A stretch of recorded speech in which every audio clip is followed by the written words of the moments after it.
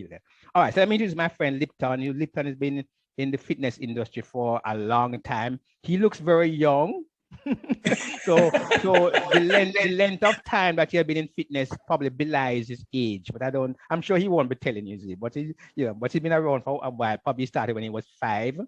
you and he has had this passion for wellness himself. He's a personal trainer. He does group fitness activities. He is currently improving his own professional credentials abroad in different areas of exercise recovery and exercise techniques and so we are as part of the community of us who are involved in this. We are very happy to have Lipton, a very important and useful resource in terms of his technical knowledge, and he's going to be the main contributor to this session. My job is very easy. My job is just to facilitate the conversation. Me myself, I work periodically with organizations, corporate organizations, and I work with individuals in lifestyle coaching. I do seminars, corporate seminars in wellness issues, and that's kind of how I contribute back to society in terms of my interest in wellness and helping persons. Thankfully, I have no underlying conditions. I can say that, so I was not unhappy to have the COVID vaccine.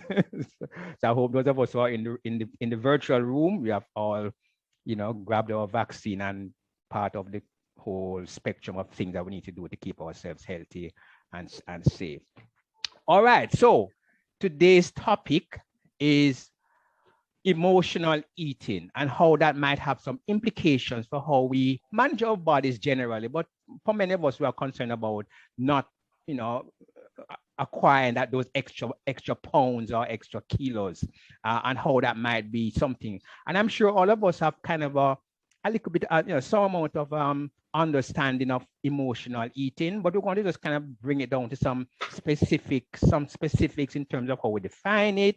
We want to talk about our experience with emotional eating. We want to talk about, but most importantly, we want to talk about how do we minimize, neutralize the tendency that sometimes manifests itself in terms of our desire to eat, not because we want the nutrients and the energy, but because it satisfies some emotional need in us.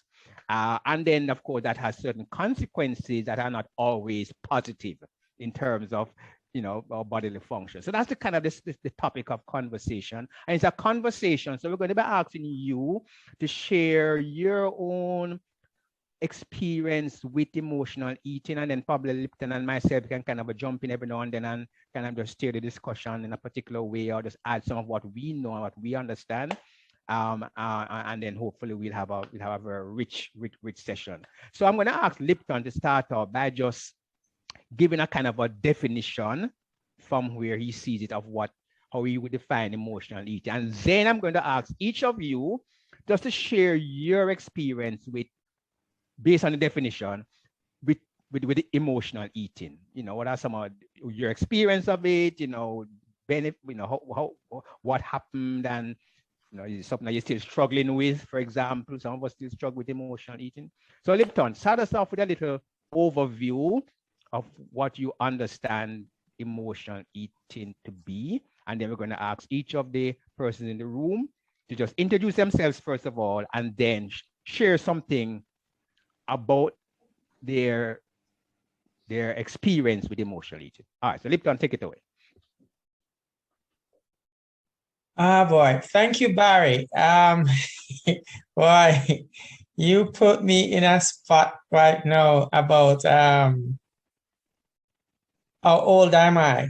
I didn't start when I was 5, but I started in my teens, and I've been in fitness over 30 odd years. So, and I'm now a health coach practitioner. So I'm following Barry's footstep, right? If I haven't learned anything good from Barry, I learned about living healthy and trying to help others with changing their lifestyle. So thank you for that, Barry. I always tell people that you're my mentor in regards holistic lifestyle. All right. So what is emotional eating? It can be looked at from many different angles. Emotional eating is like eating for no reason, not because you're hungry, but because you have some form of feeling, either a happy feeling or to the extreme, a sad feeling. Or you can put anything else in between. You're ecstatic because you've done something great. You're lonely, so you start eating, you binge on stuff, you're watching TV. Um, I'm one sometimes when I get in that mood that I don't want to do anything and I want to have a lazy day, and I will sit in front of the TV for the entire evening till whatever time in the morning. And my comfort food at that time is either ice cream or some salty snacks. And I will have that. And I'll get my a soda and top that off. So it's not because I am angry or upset or too elated. That's just me in that moment, right? You just in that frame of mind and you want to do something different. So emotions can be whatever situation it is within yourself. It affects both male and female. So don't think about it as it's a female thing or it is a male thing. It is straight across the board. Both sexes have this emotional thing. Sometimes you'll find that the man will tend to go and do a lot of drinking. And while he's drinking, he's eating because he's stressed from either work or something, and he's taking it out on that. The woman takes it a little bit different. She doesn't go to that extreme of going to a bar. She probably sits at home or go with friends, and while doing stuff, they tend to just pig out on whatever there is and share their sorrows that way. So men and women have different ways of showing their emotions at different times. But it all comes back to the same thing, that we all have emotions. So let me just put this other part. So emotional eating, right? It comes suddenly from either an abrupt and a sudden or abruptly crave for something from some form of feeling, and it is unconscious at times. So I hope that explains everything about the emotional eating. So you don't have to be all on one level of the scale by saying, oh, I'm sad, or I had a rough day at work, or the bad section of it. It could also be the nice section of it, that, oh, I got a promotion at work. And you choose your go-to comfort food, which is probably something unusually sweet, or you go to your favorite restaurant and you pick out right then and there. So it's an emotion. So your emotion can be from any angle of the scale, from either the happiest moment to the saddest times. All right. Okay, Lipton, thanks for that excellent overview. I just want to add a few little things that so there's a difference between physical hunger and emotional hunger. So emotional hunger, so physical hunger comes, it builds very slowly. You know, you start the day and you had breakfast and you never done a lunch, or you had something very light. It builds up very slowly. Emotional hunger tends to come up like very suddenly. It's like almost a switch is turned on and you decide I must have some ice cream, or I remember my early, no, I'm recalling this. At the time I didn't call it emotional hunger. But there's a time in my life way back when the only thing that would satisfy my hunger, because of something I felt elated and felt it was good or depressed, it was to find some jerk pork. Okay, which is kind of funny, because I'm vegan, I don't eat meat. But in those, I remember driving all the way to Ocho Rios one weekend just to find the jerk sausage. And there used to be a jerk pit in Ocho Rios. Okay, and I remember driving to Ocho Rios just for the jerk sausage. So emotional hunger tends to be focused on a particular type of food. So it's either the ice cream or the muffin. It's not going to be like a nice spread of different kind of meals. It's usually something very specific at a particular time. So that is what differentiates normal physical hunger from emotional hunger. Okay, very specific food. It comes up immediately, and you have to satisfy that desire at a particular point in time, and you don't really care about the consequences. All right, so let me go around the room and ask, now that I've given a kind of a context and overview, each person just tell us a little bit. So there are a couple of questions you might want to ponder. For example, can you recall times in your own life when you have been driven by emotions to consume a particular kind of food? That's one. What emotions do you associate with certain food?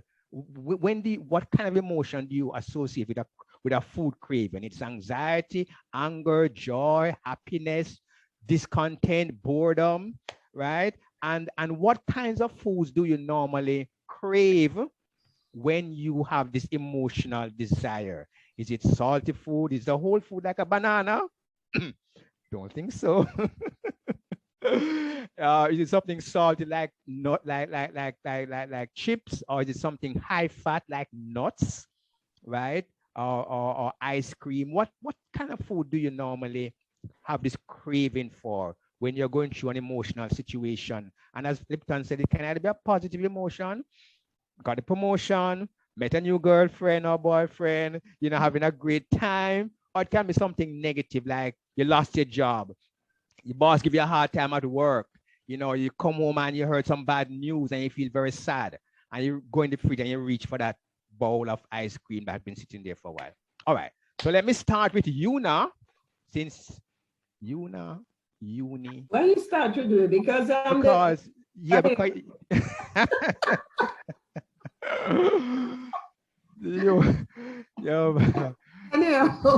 yes, Yuna, go ahead. All right. Because I haven't heard from you for a long time. I say Yuna, that's why I started. Okay. I haven't heard from you for a long time. Yes. Good. All right. You both, in terms of your definition of emotional, I wouldn't, you said the men may have something different from the woman. Mm-hmm. Women may be different too, because in my case, I don't know if it could be defined as emotional, but from my recollection, I normally study at UWI. Yeah. And I normally study in Taylor Hall.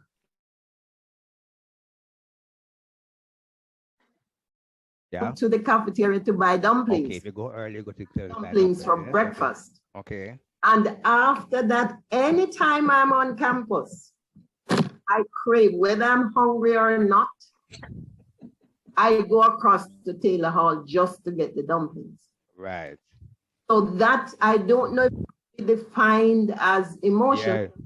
So there's a trigger. Your trigger was, as I arrive at Taylor Hall, if it's early, something triggers something that puts you in the direction of the dumplings. Of the dumplings. Okay. The cafeteria. Yes. Okay. Yes. Okay. Right. Were you able to associate any particular feeling with that desire? Was it because you were happy to be there early? Is it because you're looking forward to the class, or you had a day?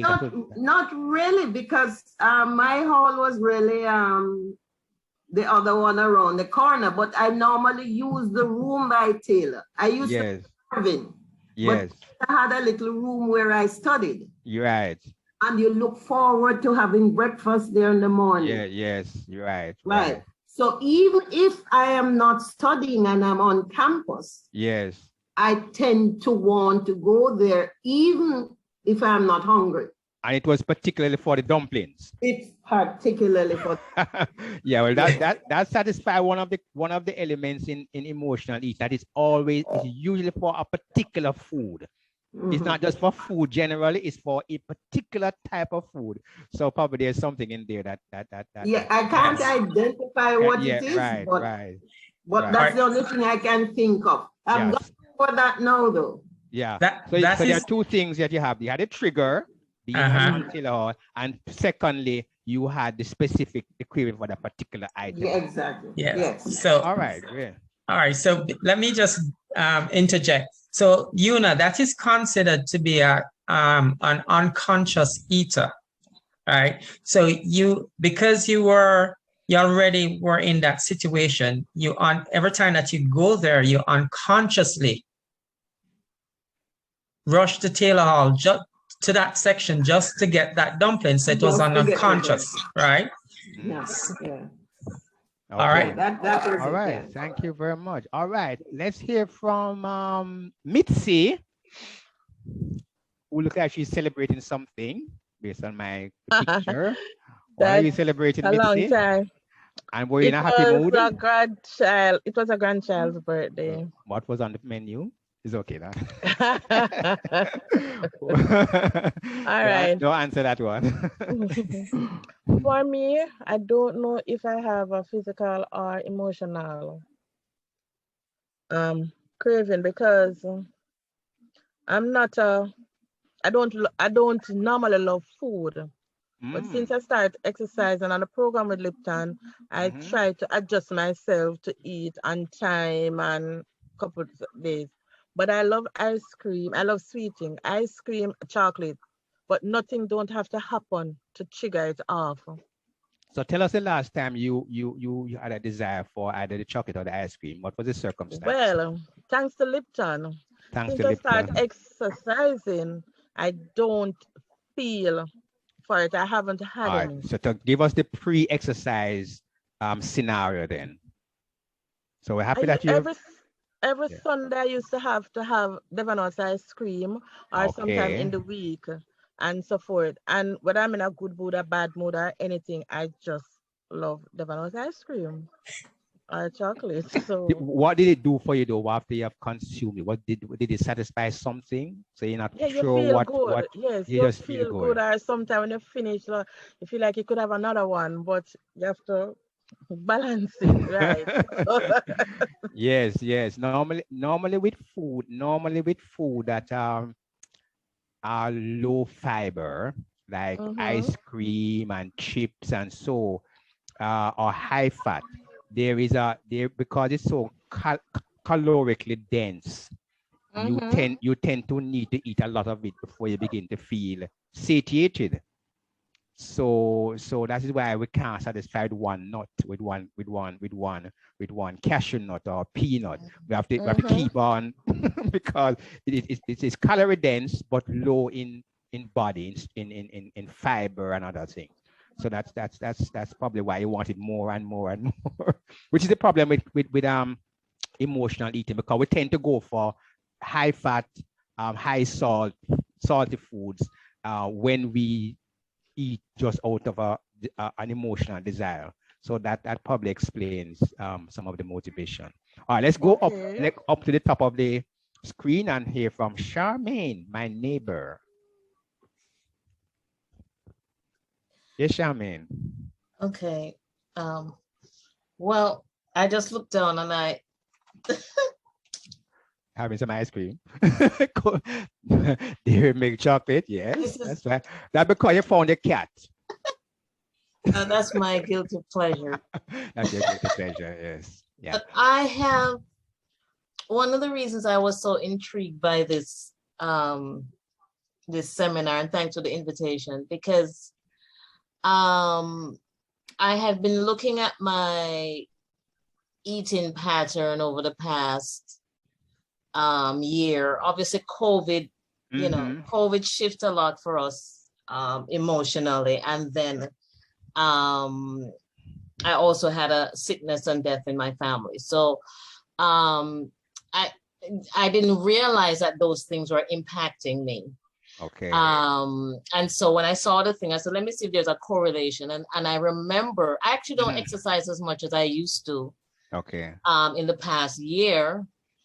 And I was more blaming COVID, but I more think it was the emotional part of what I was going through with a family member. So generally, in terms of my cravings, it's chocolate. Okay. It's typically chocolate. I don't eat meat. I mean, I stopped eating meat from high school, red meat that is, because I do eat chicken and fish. And I don't have I don't even know what pork tastes like, you know, fatty meats or anything like that, because I stopped eating in high school. Right. But what I am challenged with over the years is that I'm not consistent with my exercise pattern. I mean, in university, you know, umpteen years ago, yes, I would, you know, be a part of fitness programs and stuff because it was mandated. And then I carried that through, you know, parts of my working life. Right. But recently, it's really just walking. You know, I'd walk in the mornings, and not even that I feel motivated to do. I just feel, you know, the sweets is what I get pleasure from now. Okay. And as I said, not until I'm really assessing while everybody's talking, I'm really understanding. I understand now what happened. So that's pretty much it. Yeah. Okay. So, well, usually the lifestyle changes start with a recognition, and understanding where you are.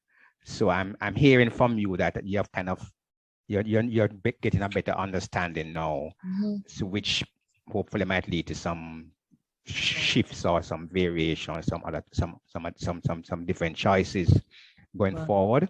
So probably as we're going to be talking about when we finish with the round, the going around doing the rounds, we're going to talk about how can we mitigate or mitigate any tendencies we might have to eat emotionally, and come up with some suggestions. Thank you very much, Charmaine. Okay, let's go to Annette. Annette there? Annette. I think she said she won't be able to talk right now. Okay, you're following the chat. All right. Yeah. I'm not sure who's behind Galaxy A70.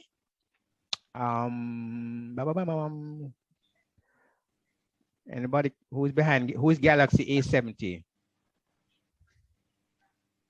Not hearing. Let's go to Sandra and then Sasha. Sandra? Oh, okay. Yes, Sandra. Yes.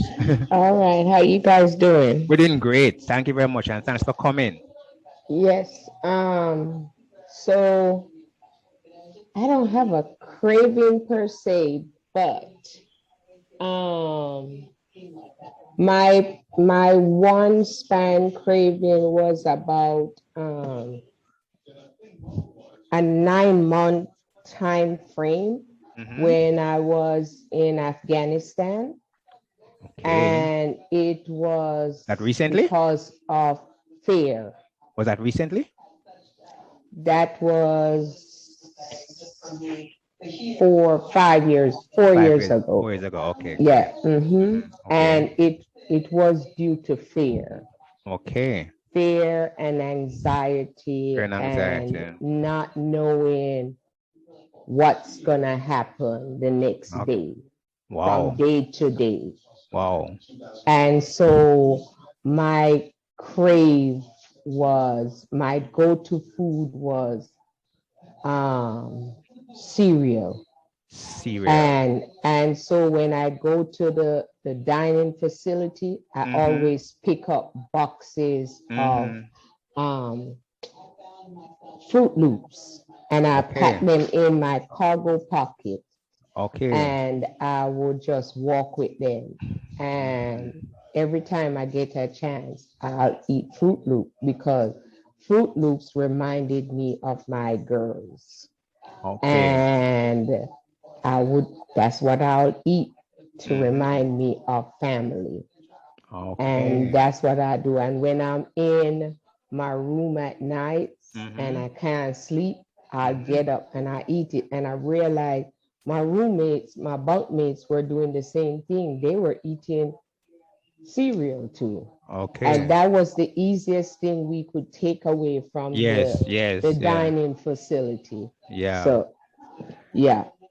And what was the Fruit Loops doing to your? It was my comfort food.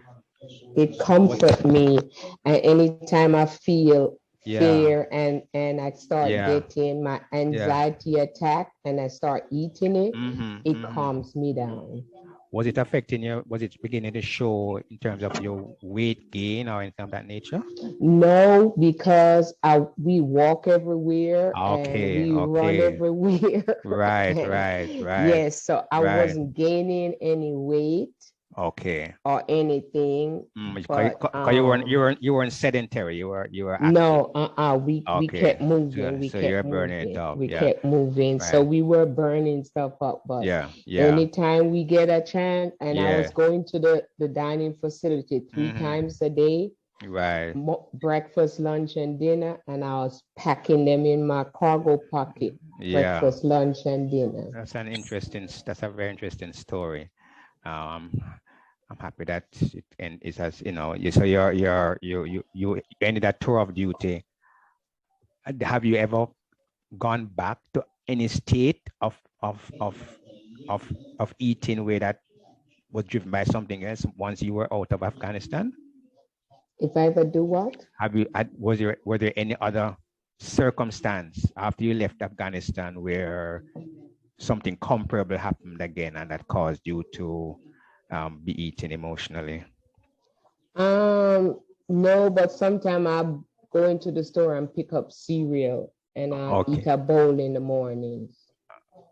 Some mornings I'll pick up a bowl and eat, but not on a regular basis. Not on a regular basis. All right. All right. Well, thank you very much for sharing that. You're welcome. Good evening. I'm behind the Galaxy A70. Okay, and who are we? Do we have the pleasure of hearing from?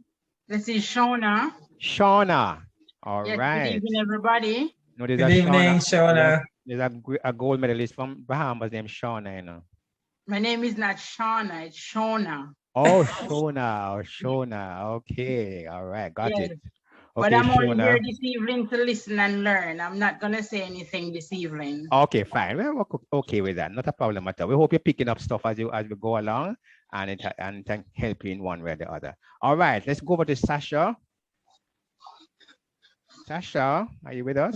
What was the question, Barry? The question is, share with us your own experience of possibly emotional eating. For example, can you recall a time when you had a craving for something based on something that was emotional, like happiness, joy, sadness, anger, anxiety, whatever that might be? Oh, if I'm sad. And what kind of food would you normally gravitate towards when you are experiencing those emotions, or any of those emotions, if you have had any of those?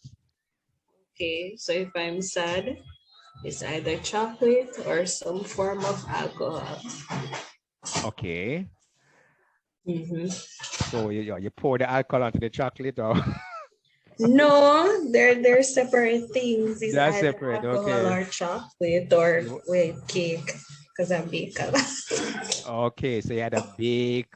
What kind of alcohol is this? A beer, a stout? Anything. Want it to have rum. Want it to have rum, right? And we know what alcohol has power, 7 calories per gram. So it can add up very quickly, That's true. Right. So any more things you want to share with us about that? What sort of situation bring on these emotions? Can you share that with us? Probably work stress. Work stress. Okay. That's the main thing. Yeah, from the literature tell us that stress is one of the main contributors to is one of the main triggers of emotional eating. We're under stress from work, stress from financial issues. We can't pay our bills. We get very stressed. We have relationship issues. We get stressed. We have work issues. We get stressed. We have relationship issues. We get stressed. There are so many things that can trigger our stress. And of course, we know that stress is not so much the stressor, but how we respond React to it. to the situation. And oftentimes we just take the easy way out by just grabbing that stuff that is not helpful to our bodies. We consume it, and it creates even more stress. Do you know what even being on an exercise program can cause you stress? Or being on diet can cause you stress. Those are all sources of stress, you know. That's true. And sometimes you're on the program, you're feeling so good, you're doing so well, you know, you're happy, you have lost a couple of pounds, and Lipton's thing is working, and then you say, let's go out and have a good time. And of course, you know, what you lost, you gain back. So sometimes it's just one matter about being mindful of what we. All right, so Lipton, any further words? And I'm going to know, after we have said anything, just added a few things, I'm going to just break up the group into two, and I'm going to put them into what we call breakout rooms. And what I want from the breakout rooms are conversation, are suggested solutions. So just imagine you are writing the book on emotional eating, and you have the chapter where you are making suggestions for how to minimize the possibility or eliminate it entirely.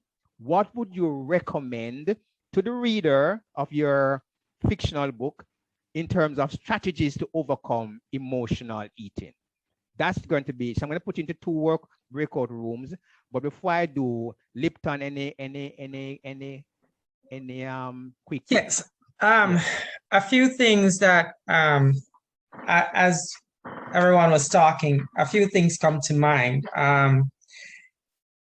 When we tend to retreat in our little comfort zones away from everyone, and it does. Sometimes we do it unintentionally, and sometimes we do it because we don't want to be a part of whatever is happening around us.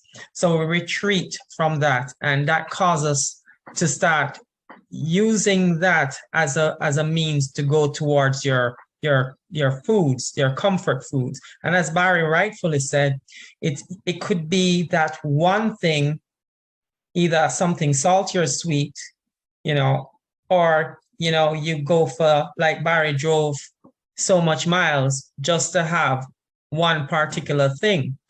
So retreating from yourself and retreating with yourself from everyone else can cause an emotional stress.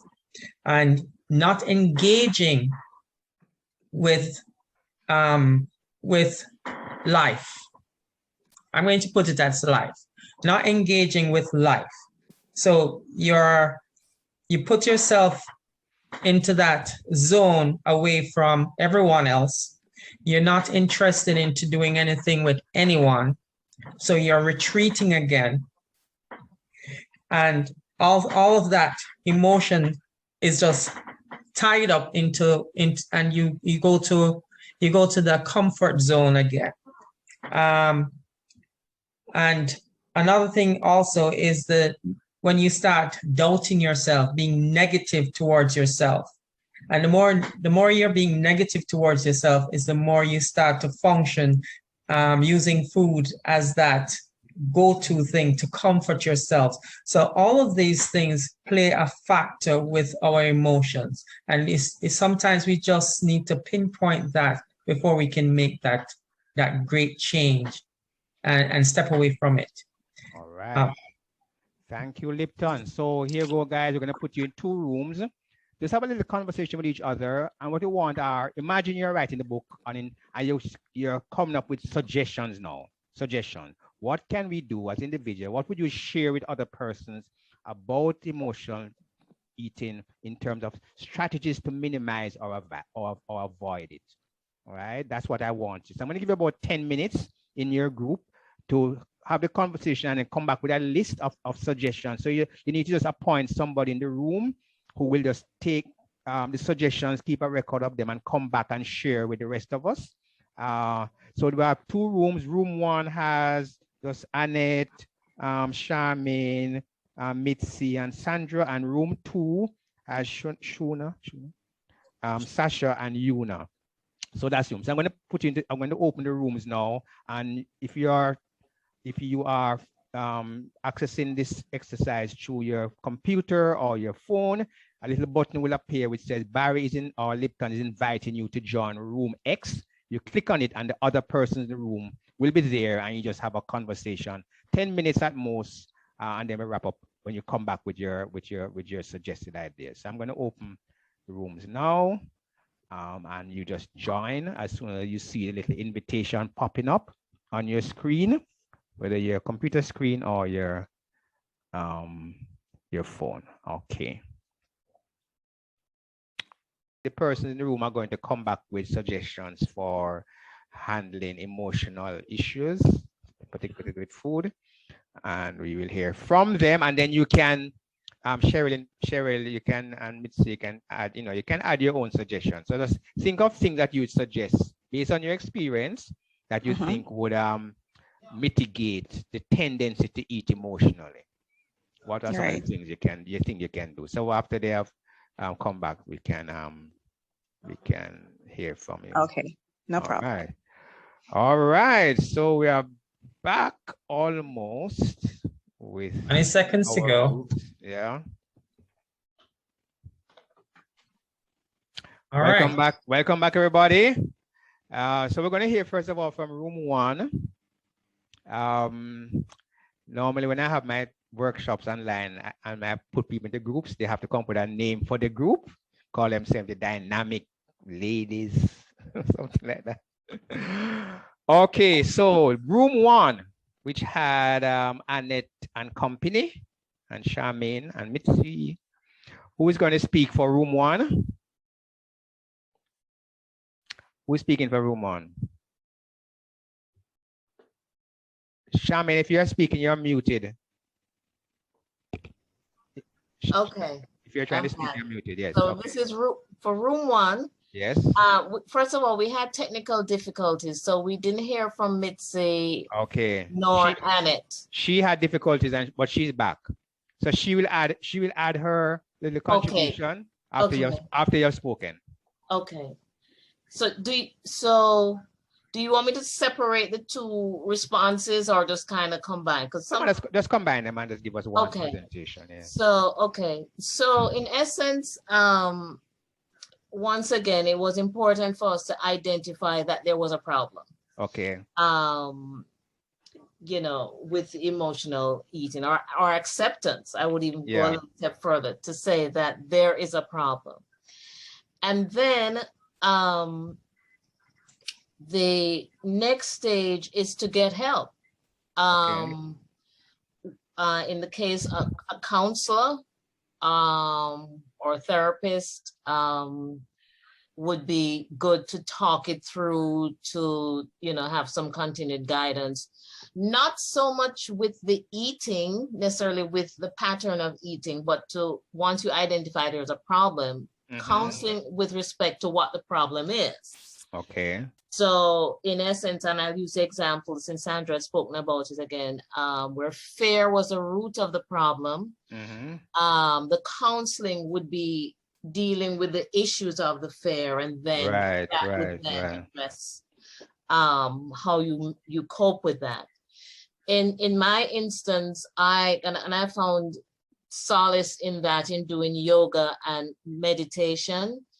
So having finding balance through other mechanisms to kind of center yourself, once I've identified. I am solitary. So I kind of deal with stuff on my own. So that's why those things help. So that's not to say the external counseling wouldn't be helpful as well, but it's just, doing those things is another option and to help you to balance and recenter and, go again.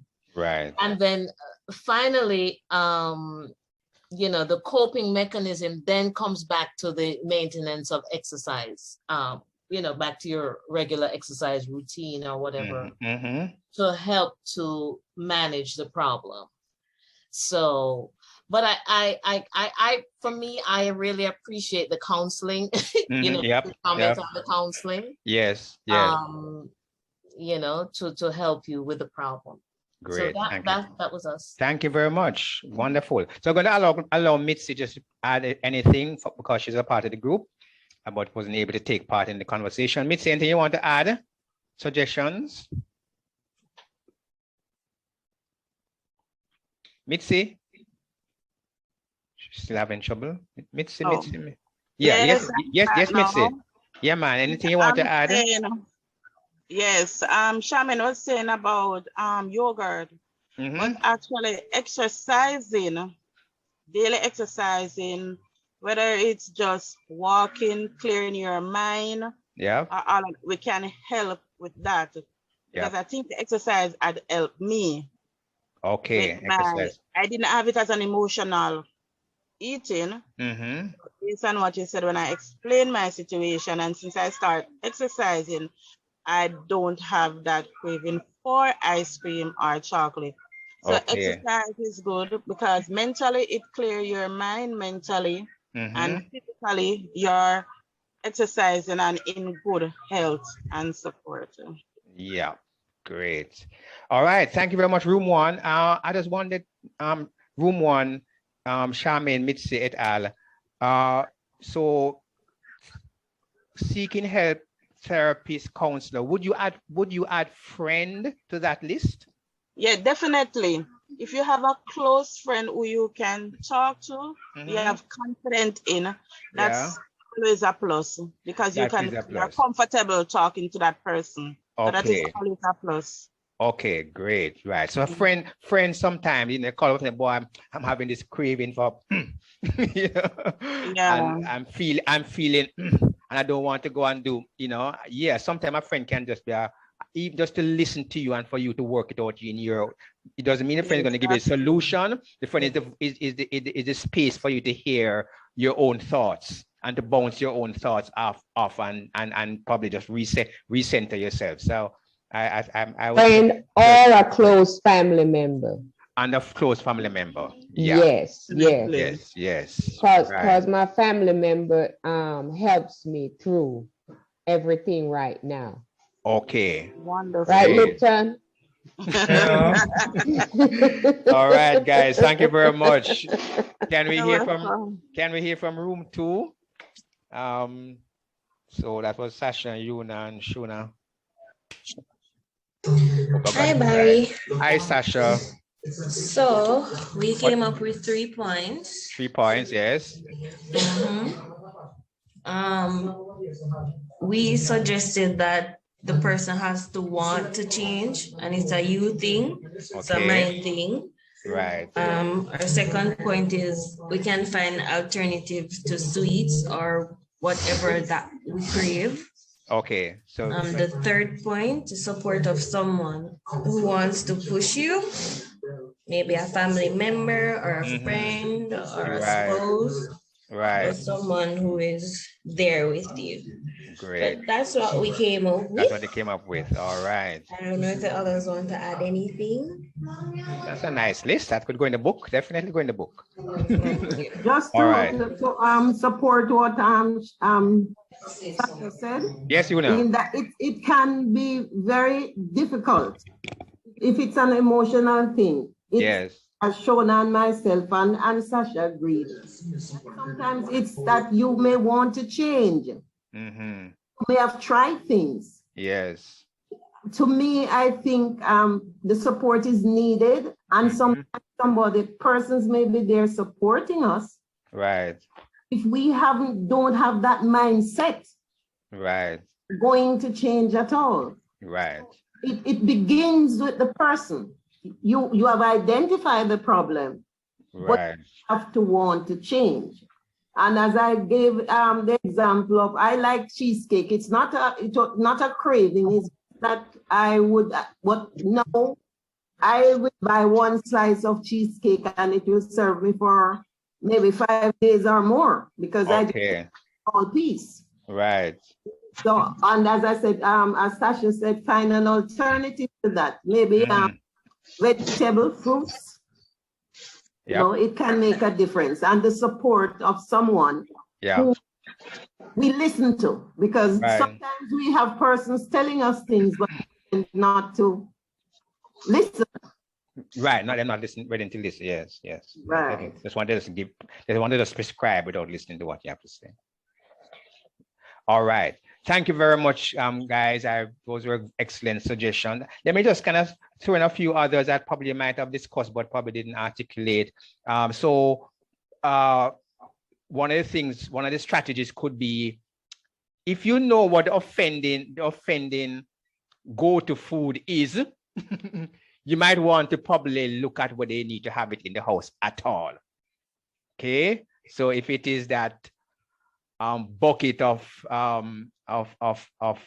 ice cream from Devon House that you buy, or that you buy at Price Smart because it's cheap and it's big, you know, you might want to either buy a smaller container of it, because I mean, there is some benefit, you know. So eating comfort food is not we're not blackwashing it, or we're not, you know, saying it entirely. There's nothing wrong with just having something that, you know, satisfies an emotion, but it's when it becomes habitual and you're kind of hooked on it, and it's not good for you in terms of your physical wellness, then it becomes problematic. Yeah, so it might be just a smaller container of ice cream, or if it's nuts, you probably might have certain rules about how many nuts you're going to eat. I know I have a craving for raw unsalted cashew nuts.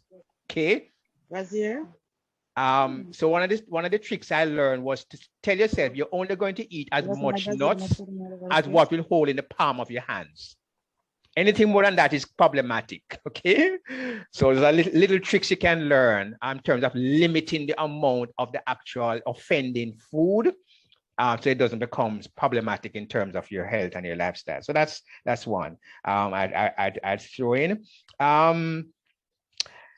The other one I'd throw in is just finding some distraction. So something that distracts you from. So it might be a hobby. Might be going into your garden. When the urge comes on, you're going to your garden and fool around or do something. Pick up the book that you haven't read for a long time. Something that distracts you, because usually the urge goes away if you're not physically hungry too. And then the other thing is to manage your physical hunger, so you don't have this need for the food. There's a suggestion, for example, about something I recommend to people: drink some water instead, and that creates a satiation effect and fills you up, and you probably have a desire for less of the offending food. I might still have it, but not as much as you'd normally have.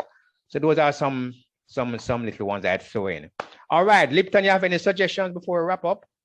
One of the things that I did, I love sodas. And one of the things that I started doing was, when I go out and I buy the sodas, I tend to just take a sip and then toss it away. Just throw it away. And it helps me, because then I just satisfy that craving for that mouthful of craving for that moment in time. And then it goes away after that. With chocolates, Charm, you like chocolates. Instead of buying that big bar, or if you do buy that big bar, my suggestion would be break off a piece, have that, throw the rest away. That's an expensive chocolate. Yes. Then after a while, you realize that I'm spending too much. Or here's another suggestion. Every time you buy a chocolate, you write down how much you spend. And for the entire month, you check how much you spend. That's a good one. Yeah. And then you go from there. Yeah. So if you fear if you don't want to throw it away, right? You write down how much it costs. Yeah. That's a better suggestion. Yeah. Food diaries are a good suggestion. Sometimes look back at the money and say, what did I spend my money on? Or what did I actually eat? And how can I begin to modify that somehow and kind of constantly reduce the offending ones, you know? Yeah, food diaries are a good suggestion. Journaling about food sometimes, those of you who like to journal, that helps sometimes to help us to just to see what we have done. And sometimes when you see it in black and white, it just hits you that been having too much of that, not enough of the other stuff that helps you to stay healthy. Let me just put a point here, Barry. Yep.